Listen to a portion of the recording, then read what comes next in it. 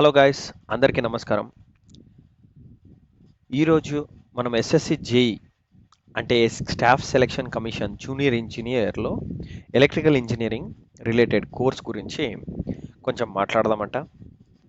And ఎవరెవరు నా ఛానల్ని కొత్తగా వాచ్ చేస్తున్నారో, I mean fresh to the electrical engineering or just passed out అయి ఉంటారో, ఈరోజు నా ఛానల్ని చూస్తూ ఉన్నారంటే సబ్స్క్రైబ్ చేసుకోండి. నేను ఏం చేస్తూ ఉంటానంటే ఛానల్లో మన జాబ్స్ గురించి అప్లోడ్ చేస్తూ ఉంటాను, జాబ్ నోటిఫికేషన్స్ గురించి, యాజ్ వెల్ యాజ్ దానికి కావాల్సిన మెటీరియల్ కావచ్చు, అండ్ ఇంపార్టెంట్ క్వశ్చన్స్ ఉండొచ్చు, అండ్ రిలేటెడ్ కోర్స్ మెటీరియల్ ఉండొచ్చు. దాని గురించి నేను మీకు రెగ్యులర్గా అప్డేట్స్ ఇస్తూ ఉంటాను అండి. ఓకే, సో మనం ఈరోజు నుంచి మన ఎస్ఎస్సి జేఈ ప్రిపరేషన్ గురించి ఫోకస్ చేద్దామంట. ఓకే, ఎస్ఎస్సి జేఈ అంటే one of the best exam అని చెప్పొచ్చు. చాలా రకాలుగా క్వశ్చనరీస్ అండ్ చాలా జనాలు సెంట్రల్ గవర్నమెంట్లోనే నేను జాబ్ చేయాలి అని ఉంటారు. సో అలాంటి వాళ్ళకి ఇది మంచి అవకాశం అని చెప్పొచ్చు. ఈ అవకాశాన్ని వదులుకోరాదు.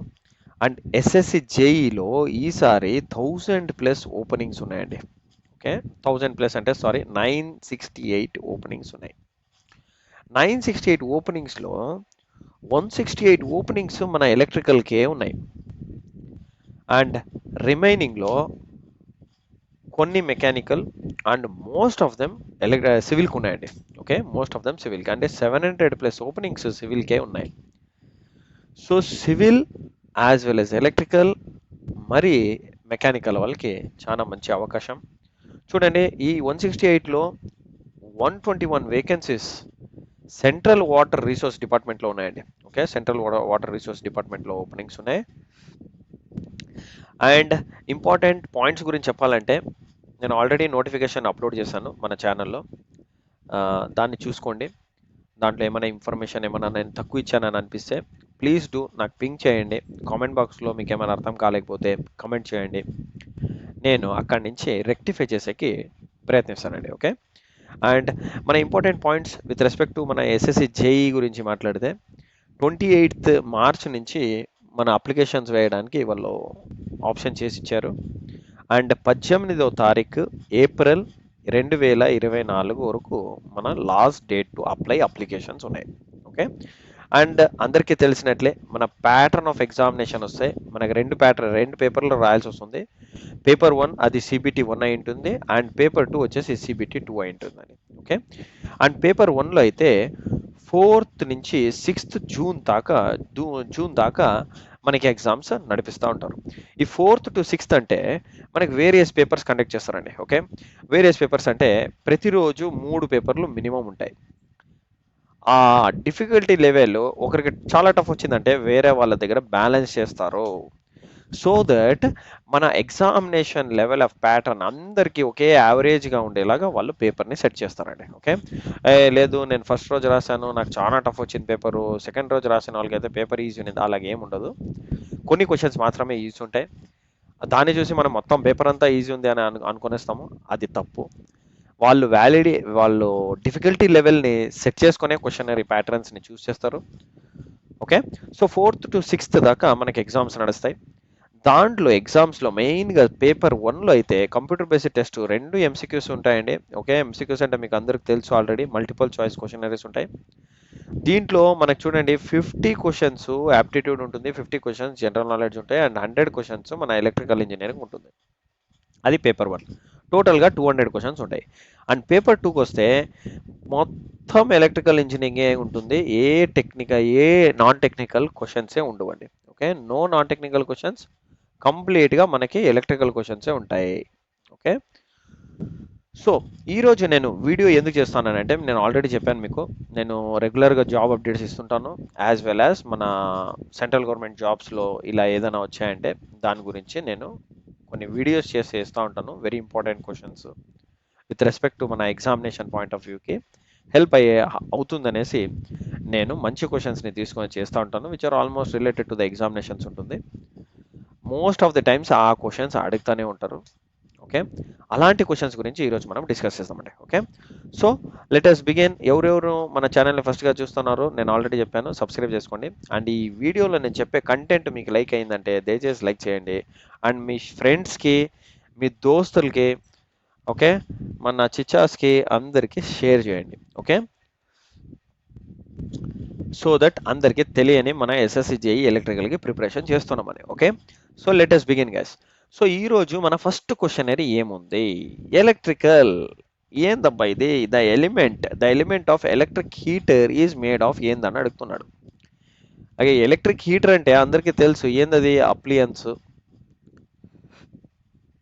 ఏం అప్లియన్స్?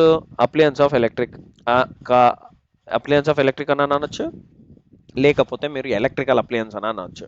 ఓకే, ఈ ఎలక్ట్రికల్ అప్లియన్స్లో మనకు చాలా వెరైటీస్ ఆఫ్ అప్లికేషన్స్ వచ్చేసినాయి ఈరోజు. ఎందుకంటే పవర్ ఎలక్ట్రానిక్స్ అంత బూమింగ్లో ఉంది కాబట్టి పవర్ ఎలక్ట్రానిక్స్లో అడ్వాన్స్మెంట్స్ అన్నీ అవుతున్నాయి. ఏదే మన ఇంట్లో వాడే ఒక ఎక్విప్మెంట్ తీసుకున్న అన్ని ఎలక్ట్రానిక్స్కి లింక్ అయిపోయింది. ఓకే, సో అంటే అన్ని ఎలక్ట్రిసిటీ వాడుకుంటా ఉన్నాయి. ఎలక్ట్రిసిటీ కంపల్సరీ కావాలండి. ఓకే, సో ఎగ్జాంపుల్ చెప్తే మీరు వాషింగ్ మెషిన్ ఉండొచ్చు, మైక్రోవేవ్ ఓవెన్ ఉండొచ్చు, ఓకే, రెఫ్రిజిరేటర్ ఉండొచ్చు, ఓకే, గీజర్ ఉండొచ్చు. ఇవన్నీ మన రెగ్యులర్గా వాడే అప్లియన్సెస్, హోమ్ అప్లియన్సెస్. ఓకే, ఇప్పుడు వాళ్ళు అడుగుతా ఉండేది మనకి ఎలక్ట్రిక్ హీటర్. ఎలక్ట్రిక్ హీటర్ అనేది దాంట్లో వాడే ఎలిమెంట్ వచ్చి దేని నుంచి చేసాము. ఎలక్ట్రిక్ హీటర్ అంటే ఏంటండి, ఇప్పుడు హీట్ అవ్వాలంటే మనం ఒక ప్యాన్ ఉంటుంది, కింద ఫైర్ ఇస్తాం. కరెక్టా? మన గ్యాస్ అయితే రెగ్యులర్గా గ్యాస్ వాడుతున్నామంటే ఏం చేస్తాము, ఆ ప్యాన్ని హీట్ చేయాలి, నేను రొట్టి చేసుకోవాలి లేకపోతే పరోటా చేసుకోవాలంటే లేదా ఎగ్ ఆమ్లెట్ వేసుకోవాలంటే నేను కింద నుంచి హీట్ చేస్తే మన ప్యాన్ హీట్ అవుతుంది. ఈ హీట్ నుంచి మన హీట్ ట్రాన్స్ఫర్ నుంచి మనమేమి ఐటమ్ వండుకోవాలనుకుంటామో అది రెడీ అవుతుంది. ఇప్పుడు హీట్ అనేది ఎక్కడి నుంచి జనరేట్ చేయాలి, మనం ఇప్పుడు ఈ చుట్టూగా ఎలక్ట్రికల్ వైర్ వేసేసామంటే మెటీరియల్ అంటే మనకు కనపడదు అనుకోండి, దాన్ని సీల్ చేస్తామంట. కన్సీల్డ్ కాండ్యూట్ వైరింగ్ అని ఎలా అంటాము అలాగే దీన్ని సీల్ చేస్తాము.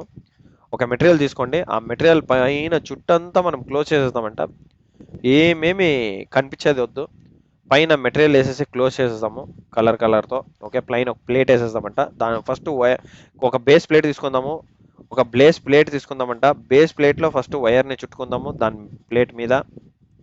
ఓకే, దీని మీద మరి ఇంకొక ప్లేట్ వేసేద్దాం సో దట్ ఇది మనకు కనపడరాదు. ఇప్పుడు ఈ రెండు వైర్లు ఏమొచ్చాయి, దీనికి నేను వోల్టేజ్ ఇస్తాను. అప్పుడు ఏమవుతుంది, మనకి ఎలక్ట్రిసిటీ పాస్ అయ్యేది స్టార్ట్ అవుతుంది. అప్పుడు ఈ వైండింగ్ ఏముంది, ఇది మనకి చూడండి ఇండక్టర్లా కనిపిస్తుంది. కరెక్టా? ఇండక్టర్లా కనిపిస్తుంది. సో ఈ మెటీరియల్ చూస్ చేయాలంటే మనకి మెటీరియల్ ప్రాపర్టీస్ తెలియాలి. మనకి చాలా మెటీరియల్స్ ఉన్నాయండి. ఏమేమి మెటీరియల్స్ ఉన్నాయి, అల్యూమినియం ఉంది, జర్మేనియం ఉంది, సిలికాన్ ఉంది. ఓకే, ఇలాగే అన్ని వెరైటీస్ ఆఫ్ ఎలిమెంట్స్ ఉన్నాయి, మెటీరియల్స్ ఉన్నాయి. ఈ ఇన్ని మెటీరియల్స్లో మనం ఏ మెటీరియల్ని వాడచ్చు ఈ బెస్ట్ మెటీరియల్కి అని. ఇప్పుడు మన థామస్ ఆల్వా ఎడిసనే టంగ్స్టన్ అనే ఎలిమెంట్ని కనిపెట్టడానికి 1000 ఎక్స్పెరిమెంట్లు చేసి ఇదే ఎలిమెంట్ దీనికి అవుతుంది, వేరే ఎలిమెంట్ దీనికి ఫిట్ కాదు అని ప్రూవ్ చేశాడు. అలాంటి టైంలో మనకి హీటింగ్ చేయాలంటే మనకి కొన్ని మెటీరియల్స్ గురించి బాగా తెలుసుకోవాలి. సో దాంట్లో వెరీ ఫ్యూ ఆఫ్ దెమ్ వచ్చేసి మనకి అల్యూమినియం చాలా రెగ్యులర్గా అడుగుతుంటారు. సో అల్యూమినియంలో అయితే మనకేంటంటే అల్యూమినియం వచ్చేసి మనం చాలా మేజర్గా వాడేలాంటి మెటీరియల్. అన్ని ఓవర్ హెడ్ లైన్స్, ఎక్కడ చూసినా ఓవర్ హెడ్ లైన్స్ ఉండొచ్చు. ఓకే, అండ్ ఈ మధ్య హీటింగ్ ఎలిమెంట్స్ కూడా వాడుతున్నాము అల్యూమినియంని, ఎందుకంటే కార్బొరేటర్ అలాంటి దాంట్లో అంతా మీకు రింగ్స్ అంతా అల్యూమినియం నుంచే చేసింటారు. అండ్ జెర్మేనియం అండ్ సిలికాన్ అయితే మీకు అంతా తెలుసు, సెమీ కండక్టర్ మెటీరియల్స్ అని అంటాము. ఇదంతా అంత హీట్ తీసుకోదు. కానీ ఎలక్ట్రిక్ హీటర్ అంటే మనకి కొన్ని ప్రాపర్టీస్ చాలా ఇంపార్టెంట్. ఏంది ఆ ప్రాపర్టీస్ చూడండి. ఎలక్ట్రిక్ హీటర్ అంటే అది ఎలక్ట్రిసిటీని తీసుకోవాలి. So good conductor of electricity ఉండాలి. And good conductor of heat కూడా ఉండాలి. ఓకే, అంటే టెంపరేచర్ని కూడా బాగా తీసుకోవాలి. అండ్ ఎలక్ట్రిసిటీ అంటే కరెంట్ని కూడా బాగా తీసుకోవాలి. అండ్ మోర్ దెన్ దిస్ ఇంకోటి ఏంటి మెల్టింగ్ పాయింట్. ఆ మెల్టింగ్ పాయింట్ ఏం డిగ్రీ సెంటిగ్రేడ్ అనేది ఉంది, మెల్ట్ అయ్యే ఇలాంటి ప్రాపర్టీ అది చాలా ఎక్కువ ఉండాలి. చాలా తక్కువ టెంపరేచర్కే మెల్ట్ అయిపోయిందంటే అది మనకు ఫిట్ కాదు. ఎందుకంటే మనం హీట్ చేస్తున్నాం. ఇప్పుడు హీట్ చేయాలంటే మనం పైన ఒక ప్యాన్ పెడతాము, ఒక బౌల్ పెడతాము, ఓకే, కుక్కర్ పెడతాము, రైస్ కుక్కర్ పెడతాము, ఏదో కుక్కర్ పెడతాము, ఏదో ఒక వంట వాడేదానికి వంటల సామాన్ పెడతాము. సో అవి హీట్ అవ్వాలంటే మనం కంపల్సరీగా ఏం చేయాలి? కంపల్సరీగా హీట్ చేయాలి. హీట్ చేయాలంటే ఆ మెటీరియల్ ప్రాపర్టీ కూడా అలాగే ఉండాలి. ఓకే, ఆ మెటీరియల్ ప్రాపర్టీకి మనం ఫస్ట్ డిగ్రీ సెంటిగ్రేడ్ని చేయాలంటే చూడండి మెల్టింగ్ పాయింట్ ఎక్కువ ఉండాలి. ఇప్పుడు మెల్టింగ్ పాయింట్ ఎక్కువ ఉండే ఇలాంటి మెటీరియల్ అంటే ఇప్పుడు ఫస్ట్ కాపర్ తీసుకున్నారంటే కాపర్లో మనకి good conductor of electricity correct, నేను ఒప్పుకుంటాను. కానీ దీంట్లో మనకి రెసిస్టెన్స్ చాలా తక్కువ ఉంటుంది. అంటే హీటింగ్ కెపాసిటీ అంత ఎక్కువ ఉండదు, హీటింగ్ కెపాసిటీ తక్కువ. సో అందుకే మనం కాపర్ని వాడము. స్టీల్లో మనకి గుడ్ కండక్టర్ ఆఫ్ ఎలక్ట్రిసిటీ కాదు. స్టీల్ మనము ఎలక్ట్రిసిటీ పంపడానికి వాడము. స్టీల్ని దేనికి వాడతాము? స్ట్రెంత్కి వాడతాము, మెటీరియల్ స్ట్రెంత్కి వాడతాము. అండ్ మెల్టింగ్ పాయింట్ చాలా ఎక్కువ ఉంటుంది, అంత ఈజీగా మెల్ట్ కాదు. కానీ బ్యాడ్ కండక్టర్ ఆఫ్ ఎలక్ట్రిసిటీనే. సో ఇది కూడా మనకు సూటబుల్ కాదు. ఇప్పుడు కార్బన్ అని తీసుకున్నారంటే కార్బన్ మెటీరియల్ వచ్చేసి దేనికి వాడతాము? ఒక మెటీరియల్లో స్ట్రెంత్ని డిఫైన్ చేసేదానికి వాడతాము. ఎందుకు? బ్రిట్టల్ మెటీరియల్ని, బ్రిట్టల్ అంటే ఏంటి? తొందరగా ఇరిగిపోయేది. కానీ సెరామిక్ లాంటి మెటీరియల్స్ ఏదైనా సెరామిక్ నుంచి ఏదే మెటీరియల్ చేసినా మనం ఇన్సులేటర్స్ని సెరామిక్తోనే మెటీరియల్ మ్యానుఫ్యాక్చర్ చేస్తామా? సెరామిక్ ఉండొచ్చు, పోర్సిలిన్ ఉండొచ్చు, బెకలైట్ ఉండొచ్చు, ఇవన్నీ ఇన్సులేటింగ్ మెటీరియల్స్. సో అలాగే ఒక కార్బన్ వాడినామంటే కార్బన్ను బ్రిట్టల్నెస్ ప్రాపర్టీని డిఫైన్ చేస్తుంది. ఆ పర్టికులర్ మెటీరియల్ బ్రిట్టల్నెస్ అంటే ఏంటి? ఎంత తొందరగా ఇరగాలి, ఎంత తొందరగా ఇరగరాదు. అంటే మెటీరియల్ మనకి వాడినామంటే తొందరగా ఇరగరాదండి. ఓకే, బ్రేక్ కారాదు, స్ట్రెంత్గా ఉండాలి. అంత ఈజీగా ఇప్పుడే కొనొచ్చాను అప్పుడే ఇరిగిపోయిందంటే మీనింగ్లెస్. సో కార్బన్ అనే పర్సెంటేజ్ ఉంటుంది 0.5, 0.2, 0.3. చాలా కార్బన్ మరి చాలా ఎక్కువ ఉండదు. స్టీల్లో కూడా మన కార్బన్ కంటెంట్ ఉంటుంది in order to increase the strength. Okay, అలాగే మనం కార్బన్ దేనికి వాడతామంటే కరెంట్ డెన్సిటీ ఎక్కువ చేయడానికి వాడతాము. కరెంట్ డెన్సిటీ అంటే దేనిలో మనం డిఫైన్ చేస్తాము? Amps per MM square. Okay, current per area.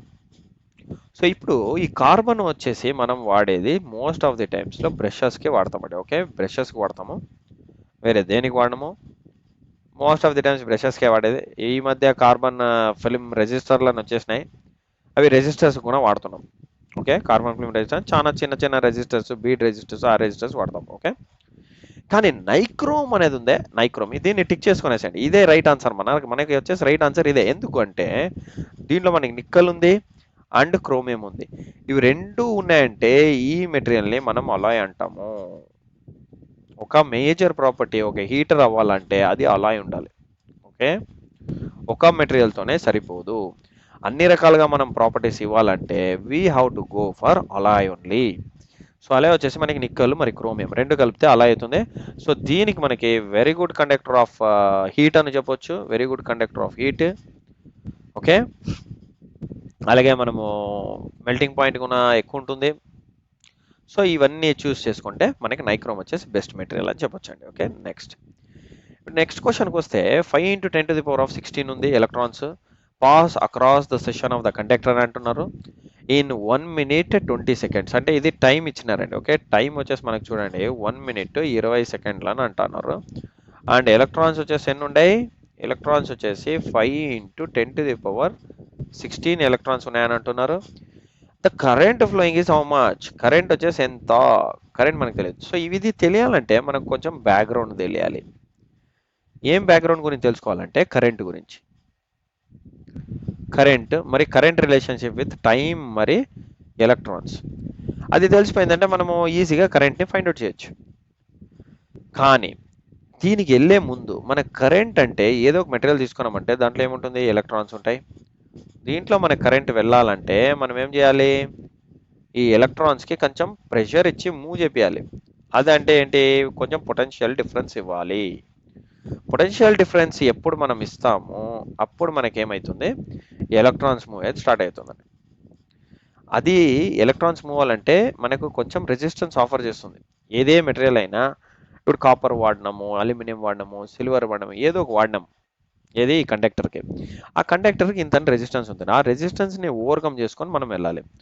So overcome చేసుకొని వెళ్ళాలంటే మనకు అంత వోల్టేజ్ పొటెన్షియల్ డిఫరెన్స్ కానీ వోల్టేజ్ కానీ ఇచ్చినామంటే ఆటోమేటిక్గా మనకి కరెంట్ జనరేట్ అవుతుంది. సో దీనికి మనకి ఓమ్స్ లా అని ఉన్నాడు. ఓకే, ఓమ్స్ లా మన సైంటిస్ట్ ఏం చేశారు, ఓమ్స్ లా ఏమని చెప్తాడంటే current flowing in a conductor వచ్చి డైరెక్ట్లీ ప్రపోర్షనల్ టు వోల్టేజ్ ఉంటుంది and inversely proportional to resistance ఉంటుంది. ఓకే, సో ఇప్పుడు మనం ఇవి రెండు కలిపి రాసినామంటే directly proportional to voltage, inversely proportional to current. So ఇది మన ఓమ్స్ లా ప్రాపర్టీ అవుతుంది. ఇది మనము యాంప్స్ లోనే డిఫైన్ చేస్తాం. ఇప్పుడు ఇంకొక ఫార్ములా ఉంది. కరెంట్ వచ్చి మనము charge number of charges flowing in a circuit to with respect to the time అని చెప్తాం. చార్జెస్ అంటే ఏంటి, దీన్ని మనం చార్జెస్ అంటాం. క్యూ అంటే ఏంటి, చార్జెస్. ఇది ఎప్పుడు మనం కొలూమ్స్ లోనే డిఫైన్ చేస్తాం. ఏమి, కొలూమ్స్ డివైడెడ్ బై టైం. ఇది టీ అంటే ఏంటి, టైం. టైం వచ్చేసి మనం దేంట్లో మెసేజ్ చేస్తాం, సెకండ్స్. సో ఇప్పుడు ఒక్క ఎలక్ట్రాన్ వచ్చేసి మనకి బేసిక్ ఫండమెంటల్ తెలుసు. ఏంది, 1 ఎలక్ట్రాన్ వచ్చేసి 1.602 ఇంటూ 10⁻⁻19 కొలూమ్స్ అని చెప్తాం. ఓకే, అలాగే మనకు ఒక్క కొలూంబ్ రావాలంటే 6.205 ఇంటూ 10⁻18 ఎలక్ట్రాన్స్ కావాలండి. ఓకే, ఇప్పుడు వాళ్ళు మనకి ఇచ్చిన క్వశ్చన్లు ఏంది, ఇన్ని ఎలక్ట్రాన్స్ ఉన్నాయి, ఇంత టైంకి నేను దాన్ని పాస్ చేశాను సర్క్యూట్లో, అప్పుడు మనకి ఎంత కరెంట్ ఫ్లో అవుతుంది అని అడుగుతున్నాడు. ఇప్పుడు ఈ ఎలక్ట్రాన్స్ ఫ్లో అయితేనే కదా మనకు కరెంట్ వచ్చేది. సో ఎన్ని ఎలక్ట్రాన్స్ అన్నాడు, ఇన్ని ఎలక్ట్రాన్స్. సో ఎంత టైంకి, 1 minute 20 seconds. సో ఇప్పుడు గివన్ టైం వాడు ఇచ్చిండేది 1 minute 20 secondsని నేను 1 minute అంటే 60 సెకండ్లు, 60 సెకండ్ ప్లస్ 20 వచ్చేసి 80 సెకండ్లు టోటల్గా. ఇన్ని టోటల్గా ఎలక్ట్రాన్స్ ఉన్నాయి. ఇప్పుడు నేను ఈ ఫార్ములాలో సబ్స్టిట్యూట్ చేస్తే ఒక చార్జ్ అంటే ఒక కొలుంబ్ రావాలంటే మనకి ఇంకే ఎలక్ట్రాన్స్ కావాలి. ఓకే, ఒక్క ఎలక్ట్రాన్ చార్జ్ వచ్చేసి మనకి ఇంత ఉందంటే ఇన్ని ఎలక్ట్రాన్స్కి ఎంత ఛార్జ్, జస్ట్ మల్టిప్లై చేయండి అంతే. ఎంత, 5 into 10⁻16 into 1.602 into 10⁻⁻19 divide by 80 అని చేసినారంటే 5 1 5, 5 16 80. ఇప్పుడు మనకి 1.602ని 1602 డివైడెడ్ బై 1000 అని రాసుకున్నారంటే మనకు చూడండి 10⁻16 - 19 డివైడెడ్ బై 16. సో ఇప్పుడు చూడండి, జనరల్గా ఇది 2 ఒకటే ఎక్స్ట్రా ఉంది, దాన్ని 0 చేసుకునేసేయండి, అప్పుడు 1600 అవుతుంది. 16 1 16, 1600 1600. ఈ 100 2 జీరోలు వెళ్ళిపోయినాయి. ఇప్పుడు 10 ఒకటే మిగిలింది. ఇక్కడ 1/10 ఉంది, ఈడ 10⁻16 - 9 ఉంది. సో 1/10ని నేను 1/10 ఇంటూ 10⁻−3, 16 - 19 ఎంత, -3. 1/10ని నేను 0.1 అని రాయొచ్చు. 0.1 ఇంటూ 10⁻−3 అంటే ఏంటి, 0.1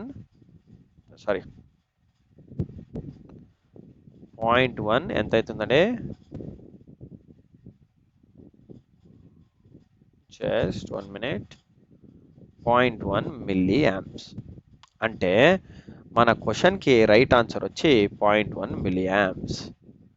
ఓకే, 0.1 మిల్లీ యాంప్స్ వచ్చేసి మన right answer. Next, what is the unit of measure for electric pressure and electromotive force. So electric pressure కానీ ఎలక్ట్రోమోటివ్ ఫోర్స్ కానీ ఏంది యూనిట్, దీని బ్యాక్గ్రౌండ్ తెలియాలంటే మనకి టర్మ్స్ మరియు యూనిట్స్ రెండు తెలియాల్సి వస్తుంది. టర్మ్స్లో చూడండి, పొటెన్షియల్ ఉంది, వోల్టేజ్ ఉంది, ఈఎంఎఫ్ ఉంది అండ్ ఎలక్ట్రిక్ ప్రెషర్.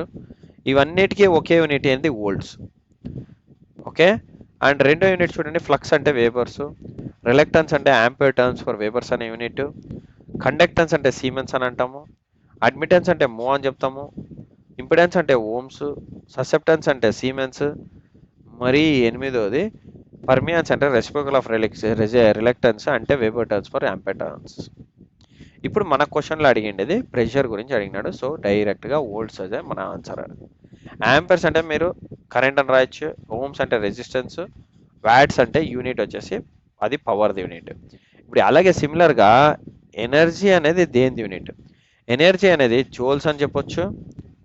అంటే ఎనర్జీ యూనిట్ ఏంటంటే జోల్స్, ఇది ఎస్ఐ యూనిట్ అని చెప్తాము. And kilowatt hour and watt hour ఇవి రెండు ఏసీ ఎనర్జీది యూనిట్స్. అలాగే యాంపేర్ అవర్ అనేది డీసీ ఎనర్జీ యూనిట్. ఇన్ని తెలిసినట్టే అండి మీకు పక్కాగా ఒక 2 క్వశ్చన్లకి ఆన్సర్ వచ్చేస్తుంది అనమాట మన ఎస్ఎస్సి జేఈలో. Okay, next. What is applied voltage అనే circuit in which 0.5 amps is flowing and 10 watts is generated అంటున్నాడు. అంటే మనకు ఒక సర్క్యూట్ ఇచ్చినారు, 10 watts జనరేట్ అయిందంట. ఈ సర్క్యూట్లో మనకి ఎంత 0.5 amps ఫ్లో అవుతుంది. అది ఎప్పుడు ఎన్ని వోల్టేజ్ ఇస్తే మనకి ఫ్లో అవుతుంది అని అంటున్నాడు. ఇది వోల్టేజ్ అనేది క్వశ్చన్ మార్క్. ఇది తెలియాలంటే మనకి కరెంట్ ఫార్ములా తెలుసు. ఏంది? Ohm's law. According to ohm's law ఏమో చెప్తాడు, కరెంట్ వచ్చేసి వోల్టేజ్ బై రెసిస్టెన్స్. సో మనకు వోల్టేజ్ కావాలి, వోల్టేజ్ అలాగే పెట్టుకోండి.